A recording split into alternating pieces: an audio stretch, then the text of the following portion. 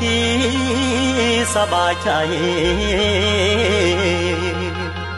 ขันสิไปน้ำเขาบอกว่ายังดอกทางอายพักแปรตายคิดน้ำเจ้าเสียวดเอาดอกทางพี่คำ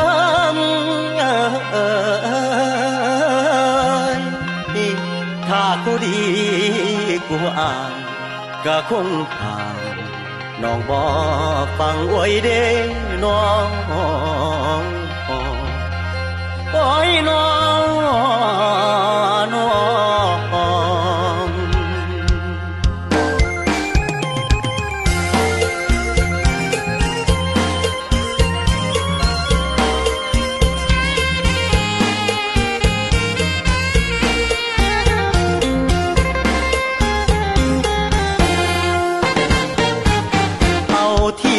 สบายใจ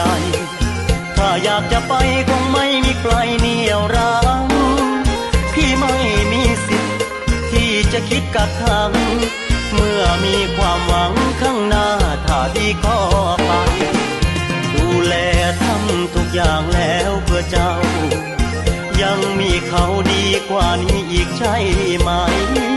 เอาโลดลาเอาที่สบายใจไปสาไปน้องลาเจ้าจงไปดีถ้าอยู่ด้วยกันมันทรมานบ่มีความหวานบ่มีความสุขเป็นทุกข์ทั้งปีอ้ายยอมหลีกทางเปิดใจให้เจ้าเต็มที่แต่ยังจำสิ่งดีๆที่เคยมีต่อกันมานาน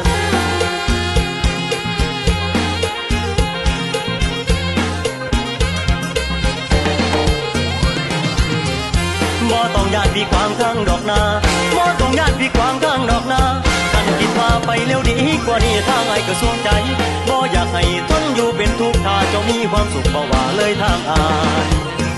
เมื่ออยู่แล้วมันเป็นทุกข์ใจอยู่ไปก็ไม่มีความหมายความรู้สึก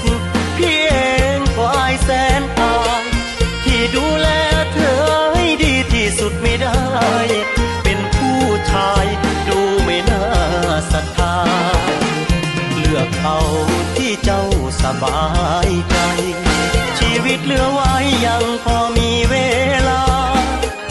สิทธิ์ของเธอเลือกเองพี่ไม่ว่าหากเขาทอดทิ้งยังรอคอยซับน้ำตาผิดหวังให้กลับมาให้คอยท่าดูแลใจรับได้กับสิ่งที่เธอทำความเจ็บช้ำมีบ้างไม่เป็นไรถึงเธอจะอยู่เคียงคู่กับใครยังให้อภัยเจ็บเพียงใดสิอดทนเอาแนวใดมันสุขใจเจ้าแนวใดละมันสุขใจเจ้าเมื่อเห็นเขาสิดีกว่าพี่สิดีกว่าพี่สิดีกว่าพี่ทักสุดชีวิตก็น้องบ่ได้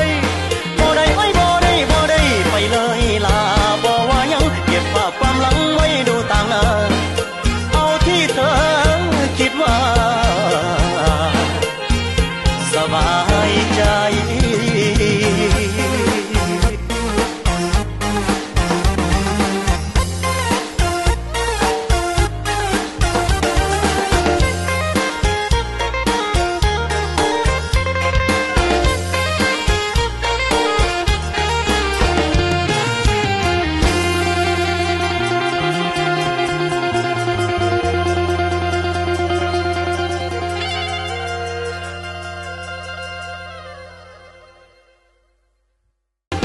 ที่เธอสบายใจถ้าอยากจะไปคงไม่มีใครเหนี่ยวรั้งพี่ไม่มีสิทธิ์ที่จะคิดกักขังเมื่อมีความหวังข้างหน้า